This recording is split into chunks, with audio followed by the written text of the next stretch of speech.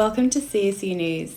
I'm Zoe Morris, and today we bring you a special broadcast on the positive events and outcomes of the COVID-19 pandemic by journalism students across New South Wales. The pandemic saw CSU students pack up their campus lives and embark on a distant education journey.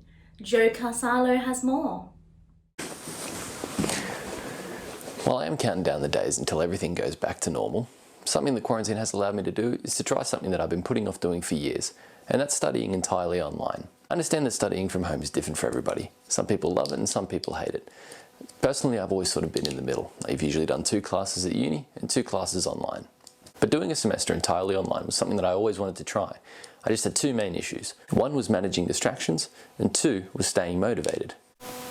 At home, all the distractions are within arm's reach, and it doesn't take much to distract me.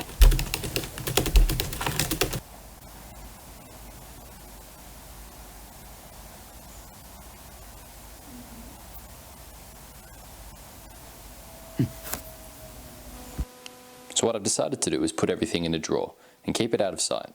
Out of sight, out of mind. Having only your essentials on the desk makes it much easier to not get distracted.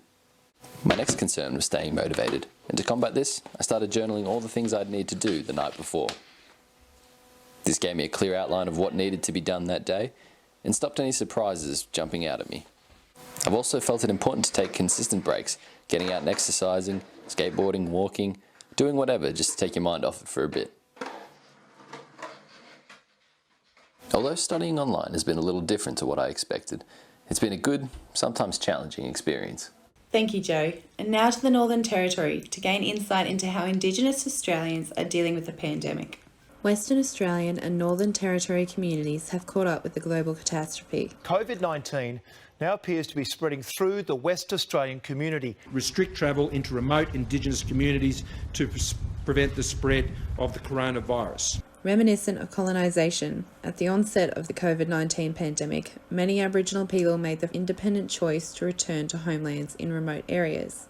This has seen an Australian spirit reinvigorated and resurrected, unheard of in other Australian communities.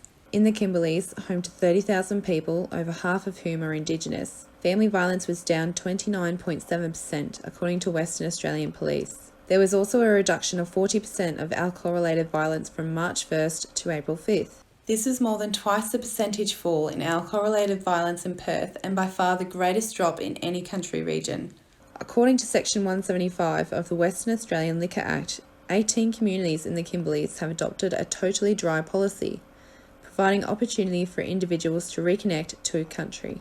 The Kimberleys' liquor restrictions are evidence of women protecting women, making life better for families and improving health and well-being.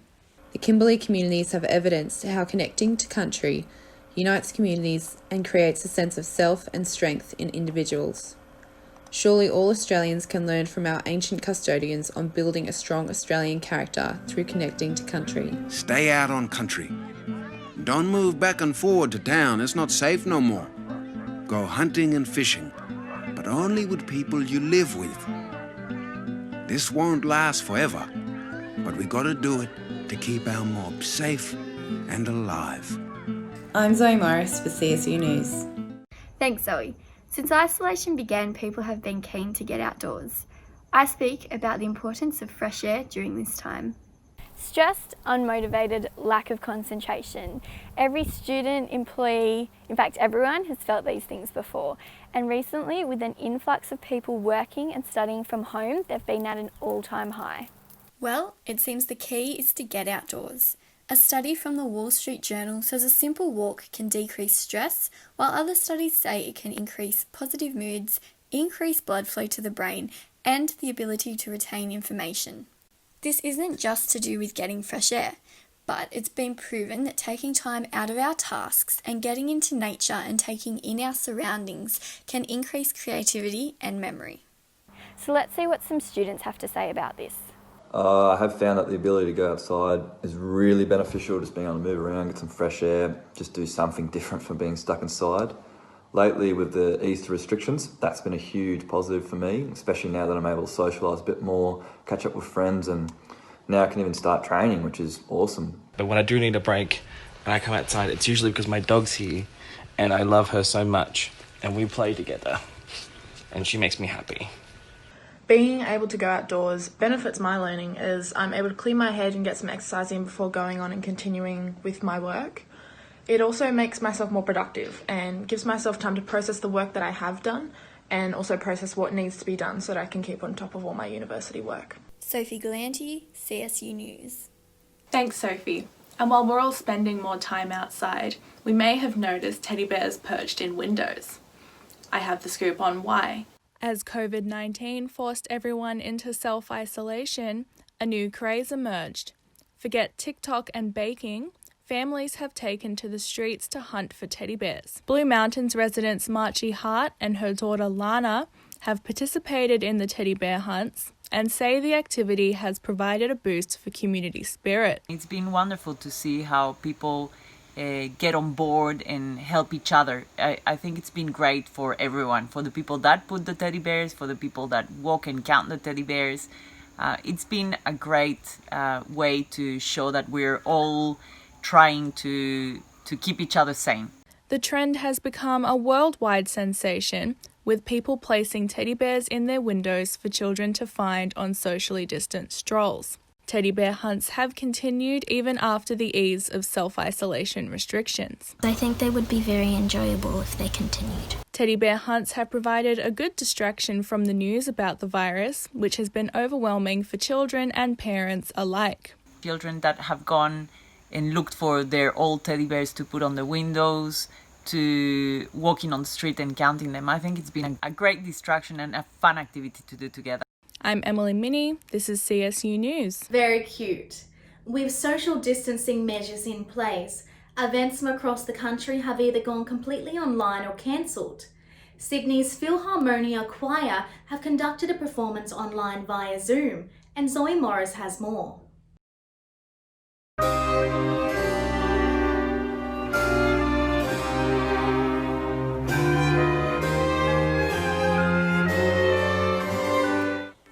Fans of the Sydney Philharmonia Choir tuned in last week to the nationally streamed Zoom performance. Refusing to cancel the centenary celebrations, the choir, who usually performs in the Opera House, went online to stage their production. Lifelong fan and follower of the choir, Andre Bellamy, said, And it was an extraordinary opportunity because I never would have had the experience of seeing these expert people so up close and personal as I did because of COVID-19. While social distancing measures have created a rather isolated existence, digital capabilities have allowed interpersonal connections and relationships to continue. Just a wonderful, beautiful experience to be able to connect digitally across time and space. In ways that we never would have imagined, and I think it brings us together and gives us a greater appreciation of our humanity. The isolated performance consisted of almost 60 artists, singers and musicians performing Mozart's Requiem to Bach's Mass in B minor.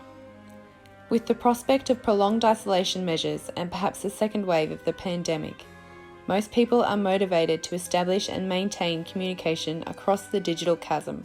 For all intents and purposes, what was going to be a lockdown has actually ended up being quite socially dynamic. I'm Zoe Morris for CSU News. Thanks, Zoe. With lockdown forcing everyone into their homes, you may have been wondering how your elderly neighbours are coping. Well, the Blue Mountains Council have introduced the Good Neighbour program. Emily Minney explains further. Blue Mountains City Council has developed the Good Neighbour program to assist senior citizens and people with disabilities. The program aims to alleviate the pressures of the COVID-19 pandemic and improve mental well-being. Council employee Beth Thomas explains the project.